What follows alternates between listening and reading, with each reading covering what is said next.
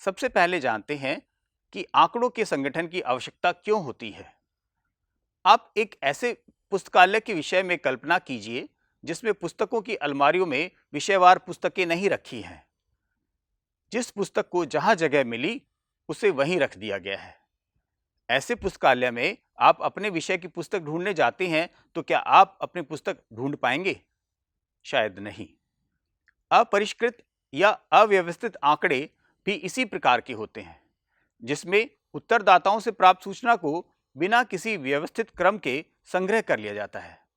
इन आंकड़ों से कोई निष्कर्ष निकालना उतना ही कठिन है जैसे अव्यवस्थित पुस्तकालय से अपनी पसंद की पुस्तक को ढूंढना। यदि अनुसंधान की गई चयन की जनसंख्या का आकार विस्तृत है तो ऐसे विस्तृत आंकड़ों से कोई निष्कर्ष निकाल पाना घास में सुई ढूंढने जैसा होगा। इन बातों को देखते हुए आंकड़ों के संग्रहण के पश्चात सबसे पहले आंकड़ों का वर्गीकरण करके उनका संगठन करने की आवश्यकता होती है। वर्गीकरण का अर्थ जानते हैं। वर्गीकरण का तात्पर्य एक समान वस्तुओं को समूह या वर्गों में व्यवस्थित करने से है। आंकड़ों को उनकी समानता और साम्यता के आधार पर व्यवस्थित करके वर्गों या विभागों में प्रस्तुत करने की प्रक्रिया को वर्गीकरण कहते हैं। वर्गीकरण के अंतर्गत सभी समान मदों को एक वर्ग में रखा जाता है तथा सभी असमान मदों को विभिन्न वर्गों में रखा जाता है। अपरिष्कृत सांख्यिकीय आंकड़ों को उनकी विशेषता तथा शोध के उद्देश्यों के अनुसार वर्गीकृत किया जाता है, जिससे उन्हें संभालना सरल हो जाए तथा उनसे कोई उपयोगी निष्कर्ष निकालना आसान हो जाए। अब प्रश्न उठता है कि अपरिष्कृत आंकड़े क्या हैं? अवर्गीकृत आंकड़े अथवा अपरिष्कृत आंकड़े अत्यधिक अव्यवस्थित होते हैं तथा सामान्यतः यह इतने विशाल होते हैं कि इन्हें संभालना कठिन हो जाता है। अपरिष्कृत आंकड़ों से कोई सार्थक निष्कर्ष निकालना बहुत कठिन होता है, क्योंकि सांख्यिकीय गणना विधियों का प्रयोग इन पर सरलता से नहीं किया जा सकता। इस प्रकार के आंकड़ों को वर्गीकृत करके इनका उचित संगठन तथा प्रस्तुतीकरण किया जाता है। उदाहरण के लिए, यदि हम विद्यालय में प्रवेश लेने वाले विद्यार्थियों के विषय में आंकड़े एकत्र करते हैं तो इन्हें हम कक्षा, लिंग, आयु आदि के आधार पर वर्गीकृत कर सकते हैं। इससे सभी पुरुष विद्यार्थी एक वर्ग में तथा सभी स्त्री विद्यार्थी दूसरे वर्ग में रखे जाएंगे। इन वर्गों को भी आगे अन्य वर्गों में बांटा जा सकता है, जैसे आयु अनुसार वर्ग, कक्षा अनुसार वर्ग। आइए अपरिष्कृत आंकड़ों का एक उदाहरण देखते हैं। किसी परीक्षा में 100 विद्यार्थियों द्वारा अर्थशास्त्र में प्राप्त अंक निम्न प्रकार हैं। सारणी को देखिए, इसमें हमने सभी 100 विद्यार्थियों के अंकों को बिना किसी क्रम के लिख दिया है। यह अपरिष्कृत आंकड़े हैं। इस उदाहरण में 100 विद्यार्थियों के अर्थशास्त्र में अंकों की सूचना एकत्र की गई है। इन अपरिष्कृत आंकड़ों को बिना किसी वर्गीकरण के दर्शाया गया है। इस प्रकार की सारणी से क्या आप विद्यार्थियों के अंकों में तुलना कर पाएंगे या विद्यार्थियों द्वारा प्राप्त अंकों के आधार पर किसी निष्कर्ष पर पहुंच पाएंगे? शायद नहीं। और यदि इस सूची को हजारों या लाखों विद्यार्थियों के अंकों की सूची बना दिया जाए तो शायद कोई भी निष्कर्ष निकालना संभव नहीं होगा, जब तक हम इन अंकों को वर्गीकृत करके सरल या संक्षिप्त ना बना दें। वर्गीकरण के लिए हम किन विशेषताओं का चयन करते हैं, यह इस बात पर निर्भर करता है कि हमारे अध्ययन के उद्देश्य क्या है। यदि हमारे अध्ययन के उद्देश्य आर्थिक स्थिति का पता करना है तो हम परिवार की आय के आधार पर विद्यार्थियों का वर्गीकरण करेंगे। और यदि हमारे अध्ययन का उद्देश्य विद्यार्थियों के स्वास्थ्य का अनुमान लगाना है तो हम विद्यार्थियों का उनके भार, उनकी ऊंचाई तथा उनके द्वारा अनुभव की गई बीमारियों के आधार पर वर्गीकरण करेंगे। इस प्रकार वर्गीकरण के द्वारा अपरिष्कृत आंकड़ों को संक्षिप्त तथा बोधगम्य बनाया जाता है।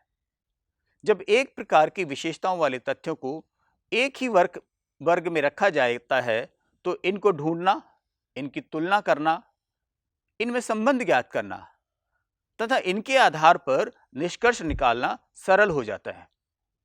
हमने अध्याय 2 में हर 10 साल बाद होने वाली भारत की जनगणना के विषय में चर्चा की थी। भारत की विशाल जनसंख्या से प्राप्त अपरिष्कृत आंकड़े भी बहुत विशाल तथा विखंडित होते हैं। उनसे कोई अर्थपूर्ण निष्कर्ष निकालना लगभग असंभव होता है। लेकिन जब इन्हीं आंकड़ों को लिंग, शिक्षा, वैवाहिक स्थिति, व्यवसाय, आयु, निवास आदि के अनुसार वर्गीकृत कर दिया जाता है, तब भारत की जनसंख्या की संरचना तथा विशेषताओं को आसानी से समझा जा सकता है तथा राज्य के अनुसार, जिले अनुसार तुलना करना और निष्कर्ष निकालकर भविष्य की योजनाएं बनाना सरल हो जाता है। हम आंकड़ों का वर्गीकरण करते क्यों हैं? आंकड़ों का वर्गीकरण करने के कुछ उद्देश्य होते हैं। आइए इन उद्देश्यों के बारे में जानते हैं। सबसे पहला उद्देश्य, आंकड़ों का वर्गीकरण आंकड़ों के समूह को संक्षिप्त तथा सरल रूप में प्रस्तुत करने में सहायक होता है। दूसरा इसका उद्देश्य है, आंकड़ों का वर्गीकरण आंकड़ों के समूह को समानता तथा साम्यताओं के आधार पर विभाजित करता है, जिससे हम एक विशेषता का दूसरी विशेषता से तुलना कर पाते हैं और इनके बीच तुलना करना संभव हो जाता है।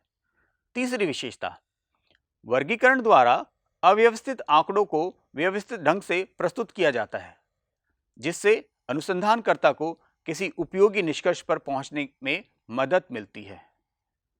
इसका चौथा उद्देश्य है कि आंकड़ों का वर्गीकरण आंकड़ों के सारणीयन तथा उनके आधार पर सांख्यिकीय विश्लेषण का आधार प्रदान करता है। अव्यवस्थित आंकड़ों का सांख्यिकीय विश्लेषण करना बहुत कठिन है। पांचवा उद्देश्य है, आंकड़ों का वर्गीकरण आंकड़ों को एक वैज्ञानिक एवं उपयोगी ढांचा प्रदान करता है, जिससे आंकड़ों की सभी संभव विशेषताओं को ढूंढने तथा उन्हें पहचानने में सहायता मिलती है। आंकड़ों के वर्गीकरण में कुछ विशेषताएं होनी चाहिए, जो इस प्रकार है। पहला, वर्गीकरण के अंतर्गत बनाए गए वर्गों तथा उसमें शामिल की जाने वाली सभी मदों को पूर्व निर्धारित कर लेना चाहिए, जिससे वर्गीकरण में स्पष्टता बनी रहे कि कौन सी मद किस वर्ग में जाएगी। दूसरा, एक अच्छे वर्गीकरण में प्रत्येक वर्ग की सभी इकाइयां समान गुण वाली होनी चाहिए। इससे सजातीयता बनी रहती है तथा उनके बीच में तुलना करना सरल हो जाता है तथा कोई सार्थक निष्कर्ष निकाला जा सकता है। तीसरा, वर्गीकरण में वर्गों का निर्माण अनुसंधान के उद्देश्य के अनुकूल होना चाहिए।